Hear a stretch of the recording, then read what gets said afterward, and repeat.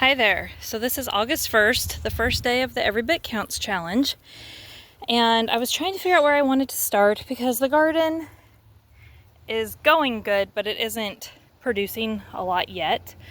We've been picking blueberries and raspberries for a while, like a month. We did just recently glean kind of the rest of the blueberries. My husband pulled the net. The bird netting off of it just in time. Let me show you why I say just in time. Right there is a spaghetti squash, and the vine is coming into the blueberry area. Last year we couldn't pull the net until we harvested watermelon because it had grown through the net, and we didn't want to pull the net until the watermelon was ripe. But we did get this decent amount of blueberries along with a few tomatoes. They are going to go in the freezer. We've got lots of other blueberries in the freezer from this season, but I think we are going to also make some kvass. So I will take you along for that as well.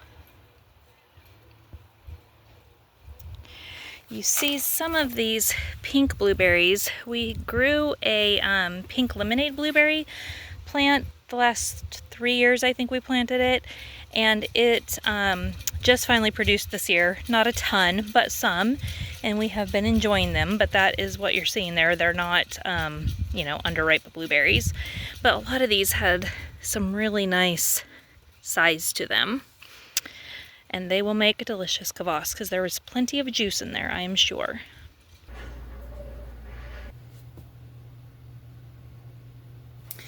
Okay, so we're back in the house, and I didn't realize I couldn't change my camera orientation, so hopefully I can keep you guys in frame. I have rinsed the berries, washed my hands. I ran them through my little salad spinner thing to get them as dry as possible so I don't end up with a berry brick coming out of the freezer. So these are just going to go into the freezer bag, and they will go into the freezer. Bag's already labeled and dated. It's much easier to do that now than after the berries are in it. I know it's tempting to not label it. Blueberries look like blueberries, and it's true, they do. But when I was cleaning out the freezer today, I found a small bag from 2019 in there. So it's nice to have a date on there so you know and can rotate regularly.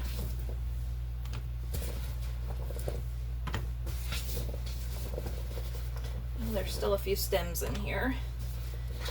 Try to get those separated as we get to the bottom.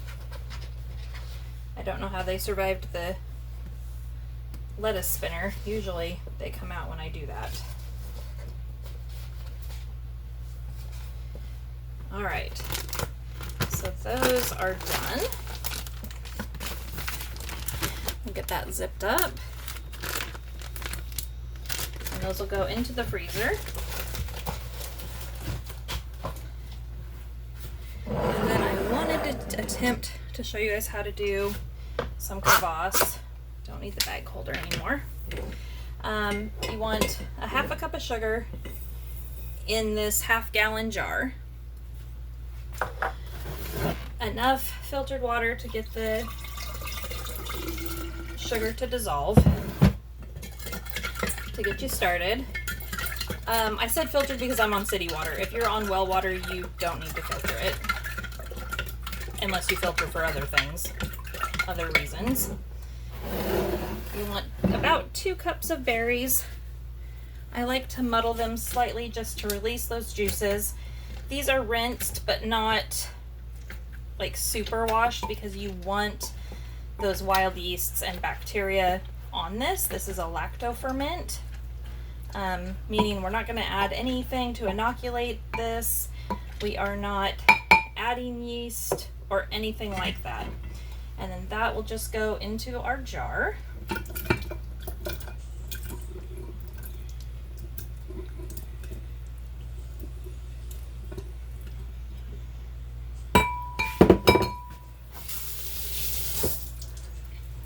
And I will give that another stir.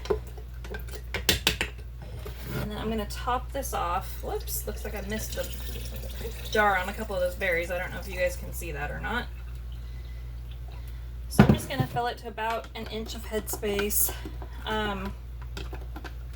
I'm going to put a plastic lid on this just because the fermentation process can react with the metal lids.